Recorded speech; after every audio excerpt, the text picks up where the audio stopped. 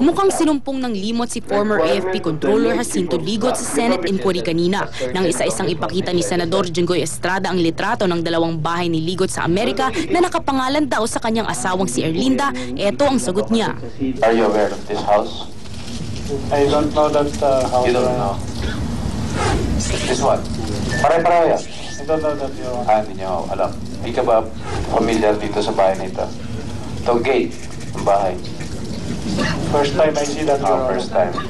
Ang unang bahay sa Stanton Avenue, Buena Park, California, binayaran daw ng cash at nagkakahalaga ng $183,000 o mahigit 8 milyong piso. Ang ikalawang nabili sa South Anaheim, California, nagkakahalaga ng $504,000 o 22 milyon pesos. Kalahati dito cash, kalahati utang. Dagdag ni Estrada, 8 pa ang nababalitaan niyang pag-aaring bahay ni Ligot, pero sa 2 bahay pa lang siya may patunay sa chismis. Maging si Senador Franklin Drilon nagtataka kung saan kumuha ng pambayad si Mrs. Erlinda Ligot gayong isa siyang housewife. Tinanong ko siya nung lumabas ito, paano nalagay sa pangalan mo yan? Wala ko sa pangalan ko to invoke my right for self-incrimination, Your Honor. Nauna nang lumabas ang isyong ito kay Ligot sa investigative magazine na Newsbreak noong 2004. Nakakapagtaka raw ang milyong-milyong piso na halaga ng ari-arian ni Ligot kahit pa 35,000 pesos lang ang kita niya kada buwan. Galing sa mahirap na pamilya mula Pangasinan si Ligot. Naging intelligence officer siya ng Presidential Security Command ni Marcos hanggang sa maging Deputy Operations Chief ng militar noong 1980s at controller naman ng AFP noong 1995. Si Ligot mukhang nahawa na rin sa kasabayan niyang controller na si Carlos Garcia. Are you aware of this? No, Your Honor. No. Bukod sa mga bahay na pag-aari raw ni Ligot, hawak daw ni Estrada ang mga dokumento na magpapatunay na 42 beses bumiyahe sa abroad ang asawa ni Ligot na si Erlinda mula taong 1993 hanggang 2004. 13 sa mga biyahe ni Mrs. Ligot kasama ang asawa ni former AFP Chief of Staff Angelo Reyes na si Teresita. Pero pati ito hindi rin daw alam ni Ligot. Nang mapikon si Estrada, sinabi niyang ipapatawag na niya ang totoong nakakaalam ng lahat, ang misis ni Ligot. If your wife will appear, maybe she can answer how she acquired these properties. Andrea Bautista, News 5. Balik Senado naman ang dating COA auditor na si Heidi Mendoza. Nilinaw ni Mendoza, hindi na siya atras sa pagbisto sa mga anomalyang nakita niya sa militar.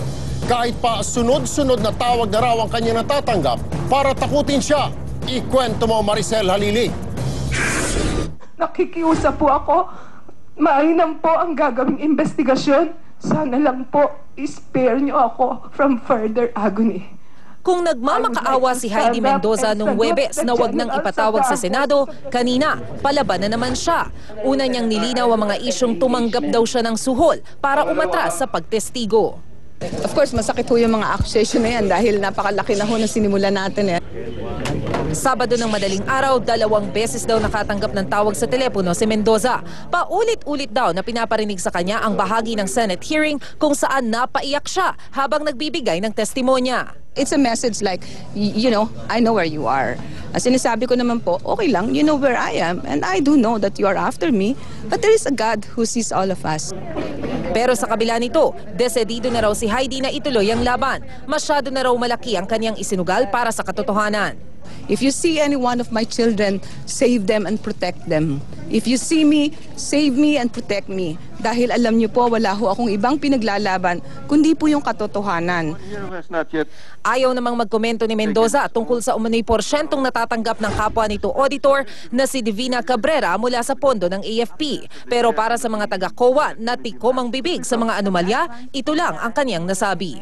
And to them, I would like to ask, is this the kind of auditor for whom you said you're standing for integrity? If you say yes, then I think you are sending a very dangerous message. Maricel Halili, News 5. Umulan ng suporta para sa muling paglutang ni COA Auditor Heidi Mendoza at pati na kay dating AFP Budget Officer George Sorabusa sa Senado. Namigay ng mga pito at turotot ang grupong akbayan para ipakita ang pagkabilib sa 2 whistleblower. Armado rin ng pito ang ilang empleyado ng gobyerno na nagmarcha sa Commission on Audit kanina. Kinukondena nila ang umano'y panlalaglag ng COA sa dati nilang auditor. Naglunsad din sila ng fundraising para sa mga whistleblower. whistleblower. Dahil mainit ngayon ang usapin ukol sa pera ng militar, iginiit ng AFP na hindi na nila pinapayagan ang basta-bastang paggalaw sa kanilang pondo. Kailangan daw munang aprubahan ng Department of Budget and Management ang paggamit ng pondo, sabi ni AFP spokesperson Jose Mabanta. Eksklusibo rin ang pera sa mga pangangailangan ng sundalo. Handa rin daw ang militar na makipagtulungan ngayon sa Senado. Sabi naman ng palasyo, di raw nila pipigilan ang Senado sa pagtawag sa sino ang kailangan sa investigasyon.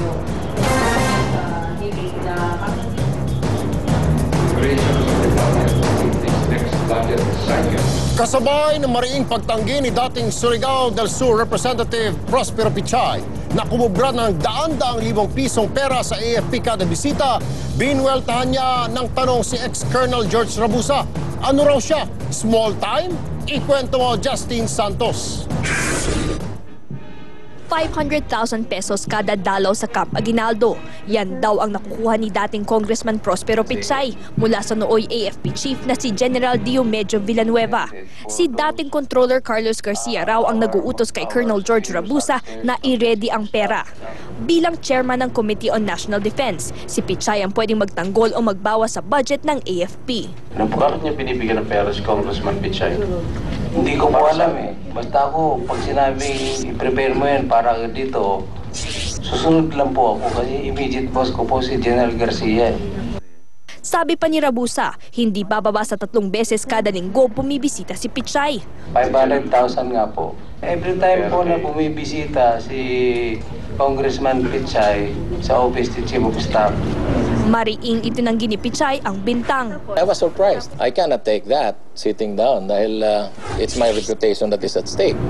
Sabi pa ng kasalukuyang chairman ng DUA o Local Waterworks Utilities Administration, hindi pa siya bumibisita sa kahit sinong AFP Chief of Staff. Dapat isupina nila yung logbook ng office ng former Chief of Staff Villanueva and General Simato.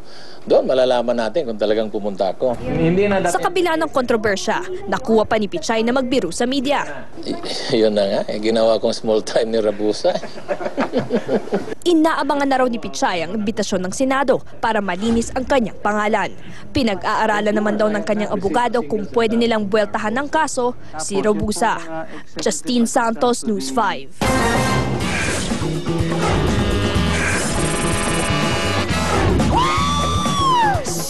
Meron akong karerang aking nagalugan. Labanan ng grupo, halos ay lumipad. Subalit sa ending, 3 po ang award. Pinakamabilis, nakakatawa, at pinakamakupad.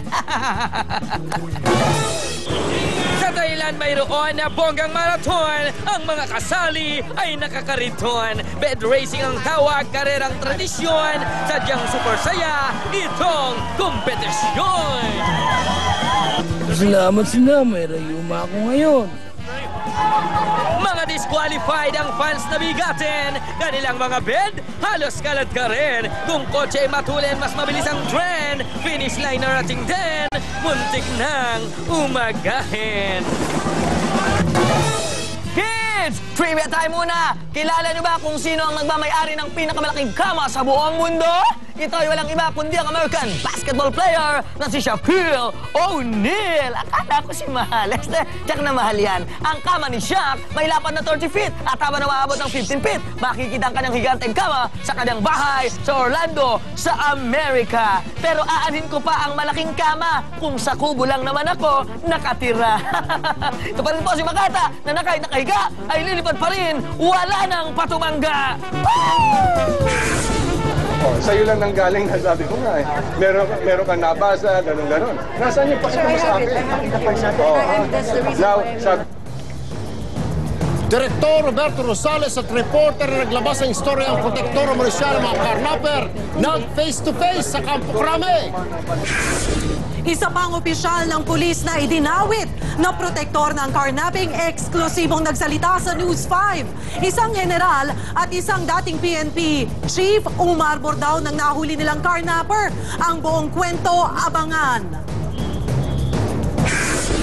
At mga kaabang-abang na eksena, sinabang ang teleseryeng babaeng Hampas Lupa. Alamin.